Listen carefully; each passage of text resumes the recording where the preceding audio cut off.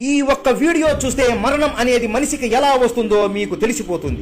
ఒక రోజు మహావిష్ణువు శివుడిని కలవడానికి గరుడ మీద కైలాసానికి వెళతాడు. విష్ణువు గరుడతో నువ్వు ఇక్కడే ద్వారం దగ్గరే ఉండు, శివుడు ధ్యానంలో ఉన్నాడు, నేను అలా వెళ్లి ఇలా పని పూర్తి చేసుకుని వస్తాను అని చెబుతాడు. గరుడ ద్వారం దగ్గర కూర్చొని ఉండగా అక్కడే యమధర్మరాజు కూర్చొని అతని ముందు ఉన్న పక్షిని కదలకుండా కళ్ళు తిప్పకుండా ఆ పక్షినే చూస్తూనే ఉంటాడు. అమ్మో, ఈ యముడు పక్షిని కూడా వదలడం లేదా, పాపం ఈ పక్షిని యముడు చంపేస్తాడు ఏమోనని భయపడి దాన్ని కాపాడాలి అని అనుకుంటుంది. గట్టిగా యమా అని పిలుస్తాడు. యముడు పక్కకి తిరిగి చూసే లోపు గరుడ ఆ పక్షిని తీసుకొని వాయు వేగంతో ఒక అడవిలో ఒక చెట్టు మీద వదిలేసి మళ్లీ ద్వారం ముందు కూర్చుంటాడు. యముడు ఆ పక్షి ఏమైపోయిందా అని ఆశ్చర్యపోతాడు.